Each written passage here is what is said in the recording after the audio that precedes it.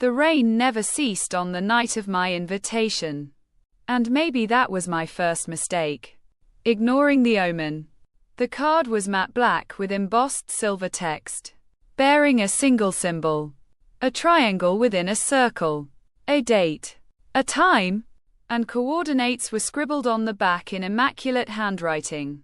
The reward for participation? 45.6 billion won. It was irresistible. The meeting point was an abandoned warehouse on the outskirts of the city. Upon arrival, I was met by a sea of strangers, all wearing the same nervous anticipation. As we were herded onto a bus, the air crackled with tension. Gas flooded the cabin, and the world went dark. When I woke, I was in a dormitory filled with hundreds of bunk beds. Cameras perched like vultures in every corner. The loudspeakers crackled to life. Welcome, participants. The games will determine your fate. Follow the rules, and you may survive. Break them. The voice paused, a sadistic undertone dripping from its final words. Quote, and you will face consequences. The games began. Each one deadlier than the last. The first was a grotesque version of red light, green light. It was then I realized that these weren't just games. They were a massacre disguised as entertainment. But I wasn't here to lose. I was here to win. No matter the cost. It started during the honeycomb challenge.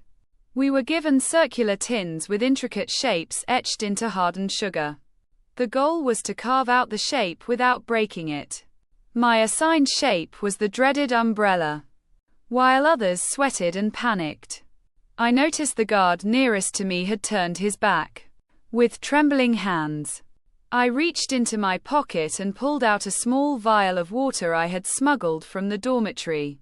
A few careful drops on the edges of the sugar softened it, allowing me to carve the shape without resistance. It worked. And I wasn't the only one who noticed. A man named Chul, wiry and sharp-eyed, sidled up to me after we'd returned to the dormitory. That was clever, he said, his voice low enough to be swallowed by the hum of the fluorescent lights. What do you mean? I asked, feigning ignorance. Don't play dumb. I saw you use water. We both know that wasn't part of the rules. My stomach tightened. But Chul didn't report me. Instead, he proposed an alliance. Together, we began bending the rules, finding loopholes, and exploiting every opportunity to gain an advantage. In the tug-of-war game, we subtly sabotaged the opposing team's rope. In the marble game, we swapped out our losses with decoys. Each success came with the thrill of survival and the gnawing fear of being caught. The final game approached, and the number of participants had dwindled to just 6. The stakes were higher than ever. Chul and I were confident in our methods, but I was growing uneasy. That night, I found a note tucked under my pillow. We know. Panic gripped me. The guards hadn't said a word. Nor had the omnipresent voice of the loudspeaker addressed my transgressions. But the cameras had seen everything.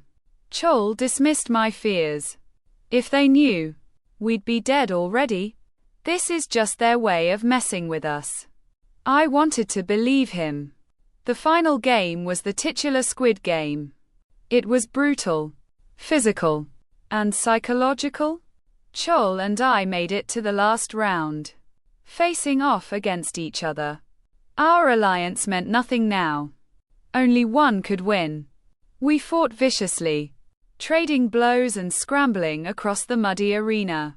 As I gained the upper hand, pinning Chul to the ground, he hissed through gritted teeth, "They'll never let you win." "What are you talking about?" I snarled. "You cheated. They know. This is all a setup." His words distracted me for a split second. But it was enough. Chul flipped me over, landing a sharp elbow to my ribs. I lay on the ground, gasping for air, as he stood over me. They'll punish you for breaking their rules, he said, his voice filled with bitter triumph. Chol won. Or so I thought. As he stood on the podium, the guards didn't present him with the prize money. Instead, they brought out a large screen. It played footage of every rule we'd broken, every corner we'd cut, every time we'd cheated. The voice returned, cold and unyielding. The games are sacred. You defiled them. There is no winner here. A guard stepped forward, his gun aimed at Chol. A single shot echoed through the arena. I froze, expecting my turn to follow. Instead, the guards dragged me to the center of the arena. Your punishment will be fitting, the voice continued. You wanted to cheat death. Now you'll play a new game. A game with no end.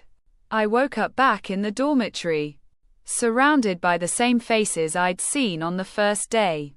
The same loudspeaker crackled to life. Welcome, participants. The games will determine your fate. Follow the rules, and you may survive. Break them. Quote. The words were the same, but now I knew their weight.